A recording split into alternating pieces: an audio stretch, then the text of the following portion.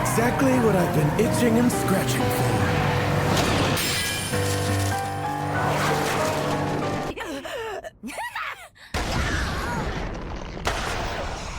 In Gotham City, Joker and Harley rob the biggest bank and round up several people as hostages. They tie them up and cover their mouths in printed Joker smile handkerchiefs.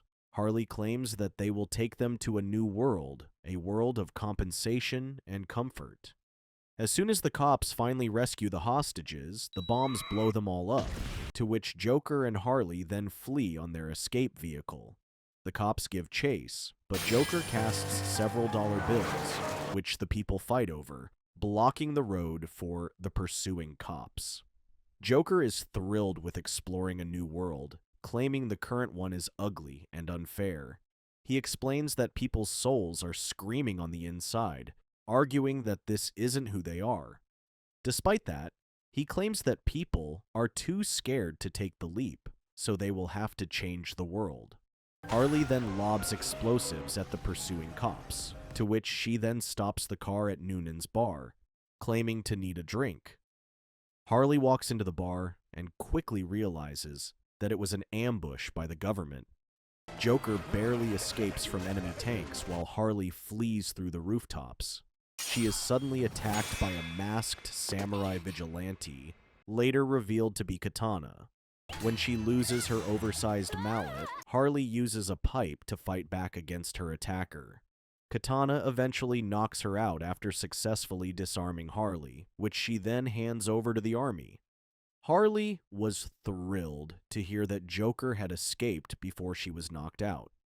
Meanwhile, political figure Amanda Waller supervises a top-secret experiment at Argus, short for Advanced Research Group Uniting Superhumans.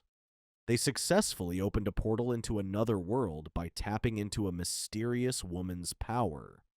The next day, Waller visits the prison facility Belle Reve and employs the help of convicted criminals for an out-of-this-world mission.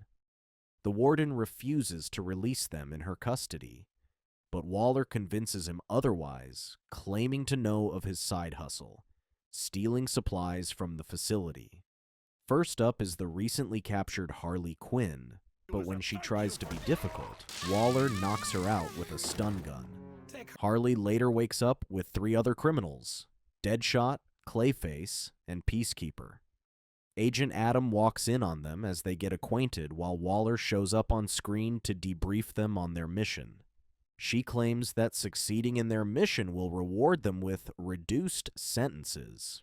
Together with Adam, they will need to establish and protect a series of bridgeheads that will serve as the framework for conducting research and resource acquisition.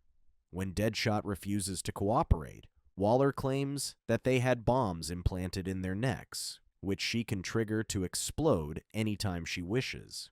She adds that it also explodes on the countdown every 72 hours, unless it receives a radio signal from their end. Any attempts to escape or refusal to cooperate will end in their deaths, much to their shock. When they were about to be freed to prepare for landing, the helicopter suddenly nosedived and crashed in the middle of a battlefield. Harley was surprised to find their liaison, Adam, dead from the crash. The others break free from their restraints, and Clayface opens the hatch door with his powers. When they stepped out of the helicopter, they were surprised to find they were in a fantasy world with dragons flying around. They suddenly find themselves surrounded by armed orcs who try to attack them. They soon realize they are in a hostile environment and are forced to defend themselves. Suddenly, the ramp door opens, and a bloodthirsty king shark emerges and attacks their enemies. Harley and Peacemaker attack them with their fists, while Clayface uses his powers to mow their enemies down. Worried that there's no end to their fighting, Deadshot finds their leader and shoots him from a vantage point, which the orcs flee as soon as their leader is killed. Armed soldiers approached them when the enemy fled, but were surprised to discover they spoke their language. Horrified at King Shark eating an orc, they tried to attack him, but Deadshot shot down the leader's sword. Harley and the others, We're surprised to discover that the army commander used magic to summon his sword back into his hand. Clayface quickly realized they were thrown into a magical world, just like the storybook Alice's Adventures in Wonderland or the more common pop culture term Isekai. That said, he demanded that they be granted an audience with the king, claiming to be chosen warriors summoned to save their world, but instead ends up in prison. All the while, Deadshot and Peacekeeper are still arguing. Peacekeeper was furious when Deadshot called their so-called noble mission ridiculous. Following the earlier skirmish, the Queen and her attendants discuss their plan to defeat the Empire. The Queen's retainers claim they needed to celebrate the earlier victory, but the kingdom's hero, Cecil, suggests otherwise. Cecil explains that this is no time to celebrate, especially with their people starving as a result of their continuous war effort. The Queen herself speaks up, displeased with those who believe this was a victory. She claims that victory will only be achieved after eliminating all of the Empire's soldiers. Cecil asks her what they will do with Harley and the others they captured on the battlefield. Although their sudden appearance shifted the tide of the battle, the Queen tells Cecil to keep them in prison as they have no time to deal with trivial matters. He insists that their weapons would help them in their future battles. The Queen claims that they do not need such, especially with him in their ranks, the mighty knight who was blessed with the sacred armor by the princess herself. Princess Fiona tries to back up Cecil's suggestion, but the Queen dismisses it. At the Great Prison, Harley dreams of being saved by Joker from cops who torture her during interrogation. She was displeased to discover that it was only a dream. Deadshot claims they need to escape, but Clayface reassures him that everything will work out, especially after their efforts helped the kingdom win the last skirmish. Peacemaker claims that their bigger problem is time, for if they fail to return to the helicopter within 72 hours, the bombs on their necks will explode. They were surprised to hear he was worried about the bombs. They quickly assumed he was working with Waller because he was all gung-ho about their noble mission. Peacemaker claims that the only lady he serves is Lady Liberty. That said, Clayface starts to worry and decides to escape their cell with his powers. Worried that he would abandon them, the others call the guards, and they quickly arrive. They use a special cube that restricts Clayface from using his powers. Later, the guards took them out for dinner with the rest of the other prisoners. Clayface was still displeased at them for getting him caught. Suddenly, an ogre confronts them and claims they are sitting in his seat. Deadshot is about to show them who the boss is, but Clayface convinces him to stand down, claiming they are short on time to cause a scene. He tried to smooth talk his way out of this, but got punched in the face. Seeing their comrade take a beating, Harley pisses them off, to which the others follow her lead. When the guards discover that they have beaten up the other prisoners, they return with their wands and use magic to restrain them. They throw them all into the disciplinary cells with the still sleeping King Shark. In their cell, they meet Argus agent Rick Flag, who claims to have led the first team into this magical world. He explains that they were sent here to find water and any natural resources the government could monopolize to bring immeasurable benefits to their country. Their mission is said to be even worth the risk of exploring totally unknown worlds, from which they may not return safely. Deadshot claims that they are an odd team to be their reinforcements, given nobody cares if a group of criminals should die. He later coins the word Suicide Squad to refer to them as a group. Harley explains that Adam was supposed to lead their group, but died in the crash. Peacemaker then quickly asks where the device is that they can use to set the timer on their bombs, which surprised Rick as he was never aware that Waller had them set to explode on the countdown. Rick claims they need to work together, but Harley and Deadshot refuse. Suddenly, King Shark wakes up hungry and seems to have smelled blood nearby. When King Shark is about to attack them, Rick calls him by his name, Nanawe. and tricks him into breaking their cell. When a guard is about to attack him, Deadshot knocks him out with a pebble while Harley blows him away with the guard's wand. Using the guard's keys, Clayface breaks free from his cuffs and uses his powers to free everyone else from their cells. With everyone freed, Peacemaker and the others cause a riot. Guards show up with their wands to restrain them, but the prisoners overpower them and lead the others to escape. Meanwhile, Cecil is reminded of his conversation with the princess, who requested to speak with Harley and the others. She is convinced they may be what they need to change the tide of war. Cecil claims he was simply curious about their weapons, which even their best technicians are baffled by. On his way to the Great Prison, the driver informs him that the place is engulfed in flames, as seen from a distance. As the carriage quickly approaches, the prisoners have already taken over the prison, to which Rick shouts at them, claiming they don't have time for this.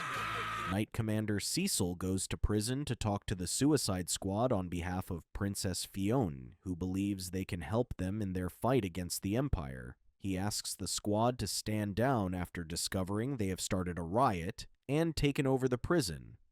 Argus agent Rick Flag tries to negotiate with them.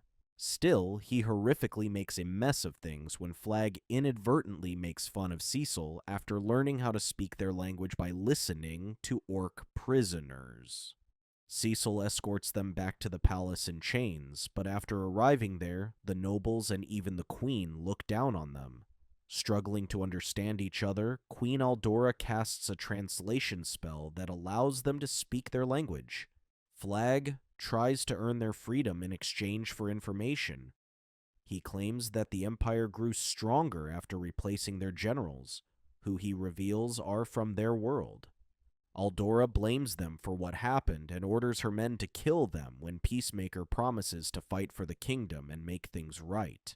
Aldora agrees and takes Flag prisoner should they fail their mission. Flag reminds them that only he knows where the gate is, and they'd have their heads blown off if they run out of time. Later, Cecil leads the kingdom's army and lays siege to an enemy fortress. Irked by them, Cecil sidelines the squad to handle the battle with only the army. Unlike the kingdom's soldiers, the Beastmen go to dominate the battlefield as seasoned fighters. Deadshot suspects that they must have been training hard, but Harley confirms that they are just brainwashed. Reminded of what Flag said back at the castle, Deadshot suspects that the enemy general is his former prison mate, Ratcatcher, and convinces the others that he can talk to him. When they fail to find an escape route to sneak inside the castle, Clayface uses his powers to create a hole in the wall. He explains that he noticed a change in his powers ever since they came to this world. Before, he could only manipulate clay in his body, but he could also change the surroundings here. Making it past the guards, they sneak up behind the enemy general. Deadshot thought he was close with Ratcatcher, but the latter feels strongly otherwise. When the Beastmen struggle to defeat them, Ratcatcher uses his power to make his Beastmen stronger. Clayface points up to the water tanks above, to which Deadshot shoots, and water spills onto the ground. Clayface then uses his powers to make a hole in the ground, causing the superpowered Beastmen to fall into it. When Ratcatcher was wide open, Peacemaker took a shot, but Katana blocked it and escaped with him. Cecil is furious that they destroyed the castle, claiming it was theirs to begin with and only planned to take it back. Despite winning the battle, they destroyed the fort they were ordered to reclaim and ended up in prison. Deadshot worries that they don't have long before the bombs in their necks explode once the countdown is up. Princess Fionn visits them in prison, but Cecil walks in before she can talk to them and claims it's time for the War Council, to which the Suicide Squad is invited as guests. Cecil explains that a vast Imperial army is slowly marching towards the plains through the forest. He worries that the guards they left posted at the reclaimed fortress will not be enough to handle their numbers. Queen Aldora asks Flag who the enemy commander is leading them. Still, before he could answer her, He asked about the events that led to the war to get a better idea of the situation. Cecil explains that the kingdom has been at war against the Empire for several decades. Although they have had several skirmishes over the years, the battles suddenly escalated over the last 6 months. He tells them it worsened when elves and beastmen betrayed them and sided with the Empire. Flag shares that he believes the enemy commander leading the army is Ratcatcher. Back in their world, he had the power to communicate with rats, but his powers have likely improved coming here, capable of communicating with beastmen. Deadshot wonders why Ratcatcher's bomb didn't go off when he went rogue, to which Flag is unsure as well. While discussing how to deal with the army, Harley suddenly comes up with an idea. Deadshot claims they would need to lure Ratcatcher to the front lines, to which Peacekeeper claims they'd need more people to do it. Flag tries to ask the Queen for soldiers to carry out their plan, but the other advisors strongly oppose it. Cecil claims that the only knights fit for battle are the ones under him, and even then, they still would not have enough people, so Harley suggests using the prisoners. While Harley convinces the prisoners to fight, Flag orders Clayface to create rock barriers to conceal that they have fewer numbers than their enemies on the battlefield. Cecil wonders where Deadshot went, and Peacekeeper tells him that he's on the roof by himself, preparing. With the enemy fast approaching, Cecil goes into position. He is disappointed that the Suicide Squad doesn't plan on joining them. Meanwhile, Ratcatcher sees the enemy and is unimpressed that the kingdom has to use prisoners to fight their battles. Confident they have the numbers, Ratcatcher uses his powers to strengthen the army when he hears a shot out of nowhere. He quickly runs for cover, and when he finds he wasn't shot, he orders his army to attack, but they don't respond. It was only till later that he realized that the jewel on his staff was shattered, giving Ratcatcher control of the Beastmen. Without it, they wake up from the brainwashing and turn against him before surrendering to the kingdom. The Suicide Squad walks away from the battlefield having earned their freedom for winning the battle. While everyone celebrated their victory, the Queen appeared to be fiercely agitated. Following their victory, Rick Flag leads the Suicide Squad to the gate to have the bombs reset. When they finally arrived, they were surprised to find the gate over the lake. Flag hopes that the reset signal would reach them from the other side. Peacemaker claims that they only have seconds left, so if the bombs don't go off, then it'd mean that the reset signal is being sent. Flag reminds them not to get it too close next time and that the timer needs to be reset every 72 hours. He tells them to focus on their mission to establish and protect bridgeheads meant to serve as the framework for resource acquisition and research. To establish good relations with the kingdom, they will help them with the war effort. With Cecil and the army, they push back against the Empire, winning countless battles until Deadshot runs out of bullets. Cecil is relieved, claiming that Deadshot will no longer have to use a dishonorable weapon, but even Harley and Peacemaker are running out of bullets too. Harley claims they should get frying pans, as they are the best weapon in a zombie movie. Flag claims that the advance team didn't crash and should have gear and supplies at the helicopter in one piece. Unfortunately, the helicopter is on the west side of the kingdom, on top of a mountain, from which they would have to return to the fort.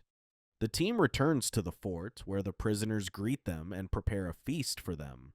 When asked what they were celebrating, one of the prisoners explained that Cecil gave them booze as a reward for fighting on the front lines.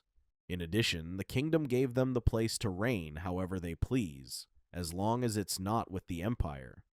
The Suicide Squad finally arrived at their destination. Still, it was surprising that the advance team had landed on top of a dragon's nest. Flag claims that back then, they didn't know it was one. When the dragon spotted them, it quickly attacked them and even grabbed Nanoway with its mouth. Deadshot tries to shoot it down with his last remaining bullet, but it bounces off the dragon's eyelids. When the dragon tries to attack them with its fire breath, Clayface creates a giant wall to block it, to which Harley then uses the frying pan to deflect its fire breath. Harley runs to the helicopter and checks what they can use when she finds a rocket launcher and tosses it to Deadshot.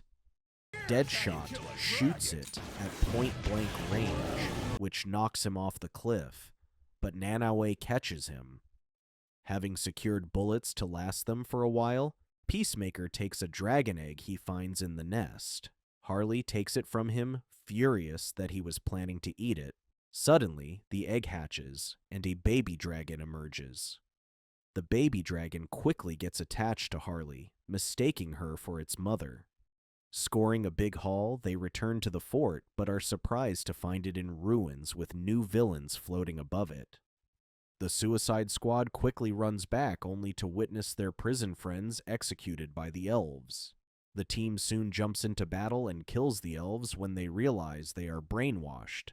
Thinker claims that even incompetent soldiers can become useful once you link their brains together. Deadshot tries to snipe from afar, but a barrier deflects his bullets. When briefly distracted, Peacemaker threw grenades that Deadshot shot from a distance. Harley charges straight at him, but even her trusty bat gets blocked, and elves cast magic to send her flying. Clayface tries a sneak attack, but even that was seen through by Thinker, to which the elves blocked it with shields.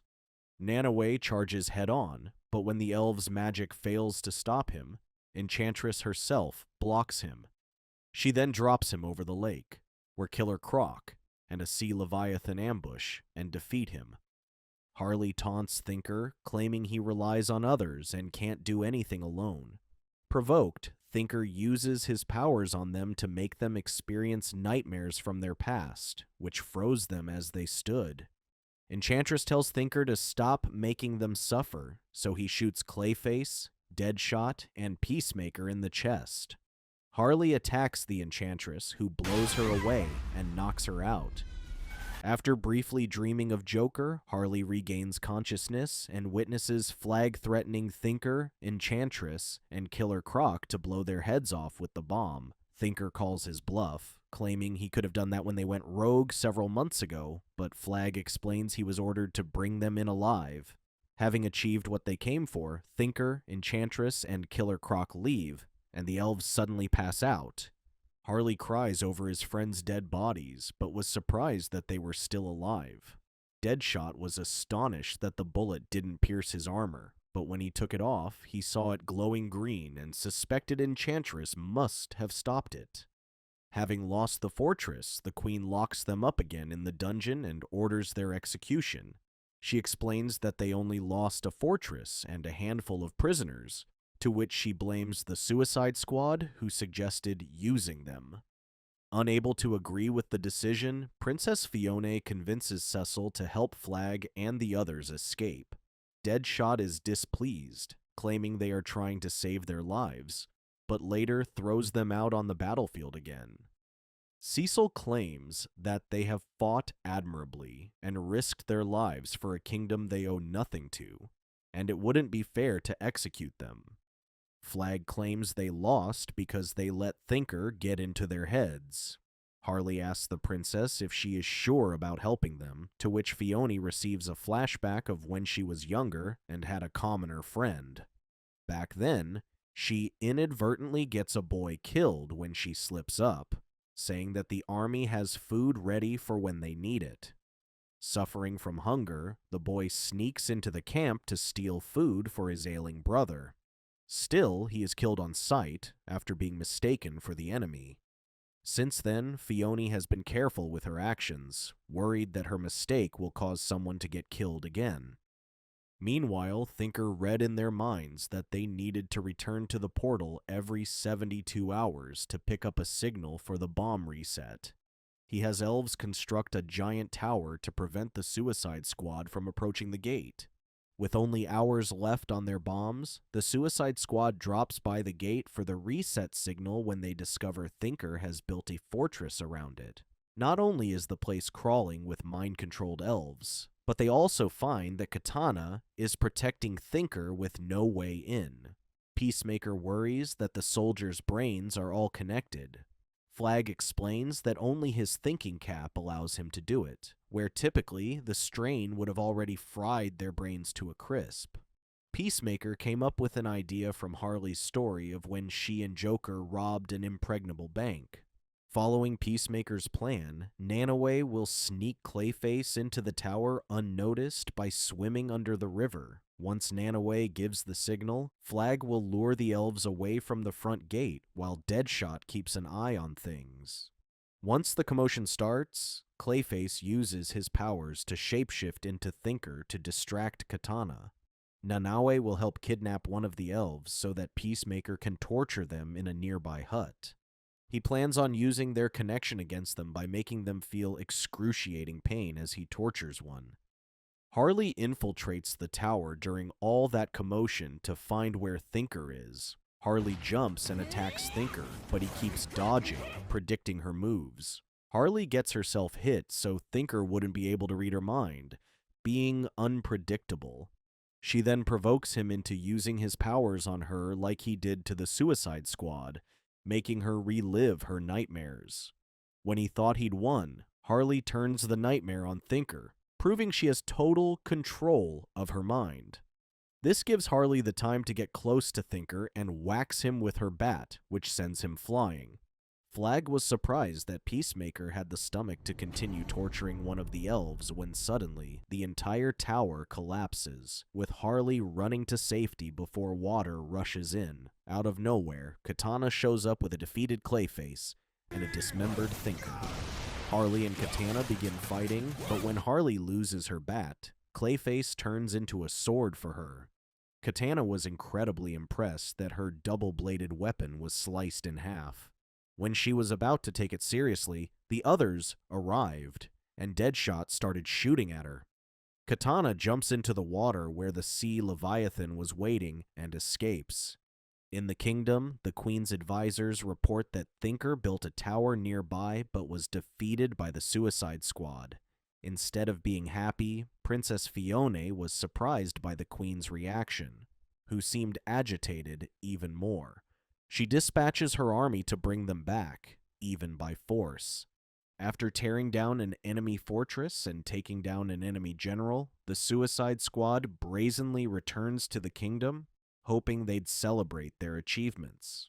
What awaited them was an intense atmosphere where the Queen's advisor, Theodore, blamed them instead of thanking them for their efforts. Deadshot explains that they were able to take down Thinker, but Theodore argues that said individual came from their world, and they are simply cleaning up their own mess. Harley realizes that no matter what they did, the kingdom never planned on accepting them. Theodore argues that she doesn't know her place because of her defiant attitude. When he slaps Harley, it angers Nanoway and he swallows and kills him.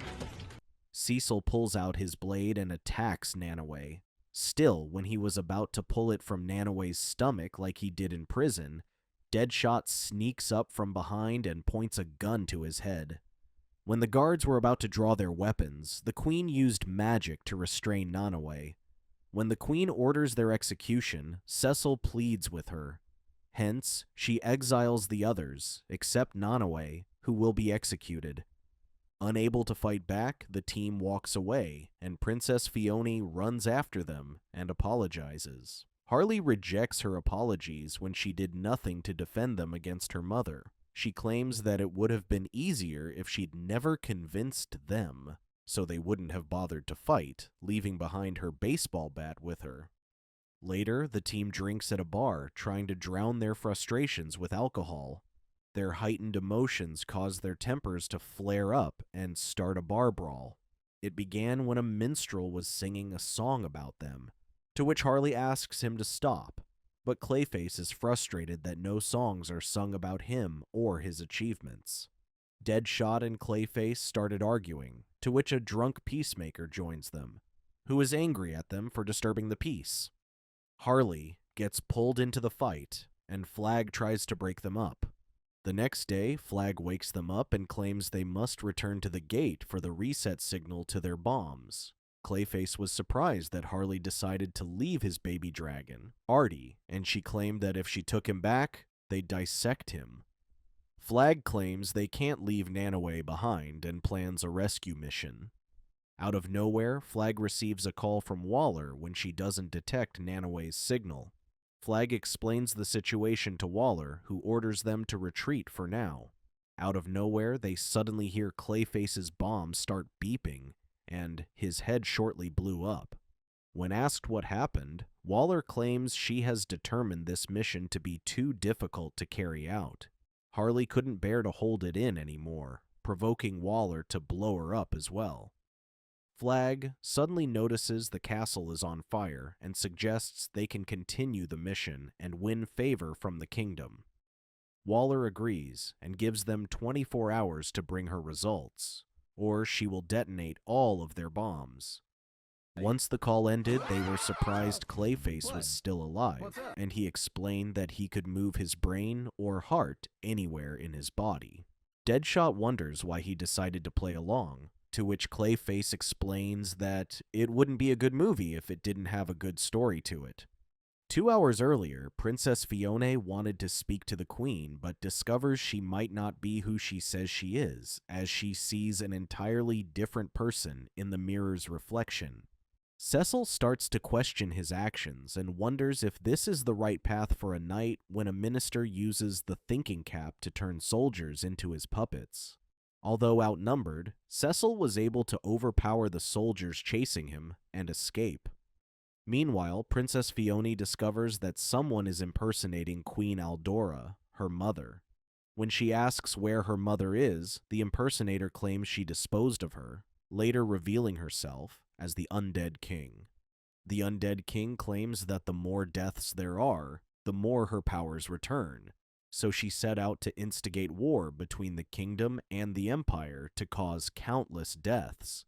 In a fit of rage, Fiona charged at her, but the Undead King grabbed her by the neck. The Undead King claims that with the sacred sword inside Nanaue, nothing will stop her. When she was about to kill the princess, Cecil arrived and rescued her. She tries to provoke him into attacking her, but Cecil casts a blinding light and escapes. Cecil comforts the grieving princess and tells her to be strong, for she is the only hope they have left for the kingdom. They finally break the door, but when the minister recklessly approaches Fiona, she turns around to reveal she has copied Harley's makeup and smacks her with her bat. Outside, the Undead King uses her powers to summon thousands of skeletons to attack the town. The Undead King orders the Sea Leviathan to swim in circles that cause the water to rise and flood the castle. Killer Croc rides the water, but when he was about to attack the princess, Nanaue fends him off, mistaking her for Harley because of her makeup. The Undead King confronts the princess when, out of nowhere, Deadshot shoots at her from afar. With the town attacked by the undead, Flag suggests splitting up with Deadshot and Harley, dealing with the zombies while Flag and Clayface rush to the castle to save the princess. Peacemaker will help Nanaue, who's getting tag-teamed by Killer Croc and the Sea Leviathan. When Harley and Deadshot confront the enemy, the Undead King summons the Enchantress to fight them in her stead. Given her expression, she doesn't appear to be willing, but is forced to obey otherwise. Fiona sends Cecil to help the Suicide Squad, claiming that only they are left to save the kingdom. On the way to the castle, Clayface and Flag run into Katana, with whom he is thrilled to have a second round. When she was about to finish Clayface, she let him go and ran away. They chase after her when they run into a giant skeleton dragon in the forest, with what appears to be the Enchantress trapped in the monster's body. Unable to focus on the zombies, Harley and Deadshot hide behind buildings as Enchantress fires green crystals at them. Harley confronts Enchantress when suddenly a huge building is about to collapse on top of her. She opens her eyes to discover that a dragon is holding the building in place, which Harley recognizes as her pet baby dragon, albeit no longer a baby. Deadshot worries that there's no end to the zombies, and he is running out of bullets. He tells Harley that this isn't working when suddenly her chest glows. She later realized it was the crystal gem she stole from the castle, and suspects it must be magic. She uses it to combine with her gun and aims at the enchantress, who is confident that it wouldn't work on her. They were surprised that her bullets broke through her barrier, and she was forced to retreat. Harley eventually shoots her down and has her at gunpoint, wondering what her motives were. Given her expression, she quickly deduced that she was only obeying because someone was being held hostage by the enemy. When Deadshot gets cornered and runs out of ammo, Cecil arrives guns blazing, shooting everyone and everything on sight. Seeing what looks to be the body of the enchantress inside a giant skeleton dragon, Clayface distracts it while Flag throws a grenade and frees her. They quickly radio Harley and inform her they have the enchantress's body. Harley tries to convince her to help them, but she suddenly feels pain, which infuriates her. Clayface and Flag drag her body all over the place as the skeleton dragon chases them. It was only when Katana slices the dragon in half from behind that they stopped running. Peacemaker tries to help Nanaway against Killer Croc and the Sea Leviathan. Still, he struggles to hold his breath underwater for long, and his bullets keep missing. Killer Croc and Sea Leviathan combine forces to deal heavy damage to Nanaway. When Sea Leviathan disappears, Killer Croc resurfaces and discovers Peacemaker has his hands on his gills, taking him hostage. Without Sea Leviathan, Nanaway fights back against Killer Croc, who struggles to fend him off by himself.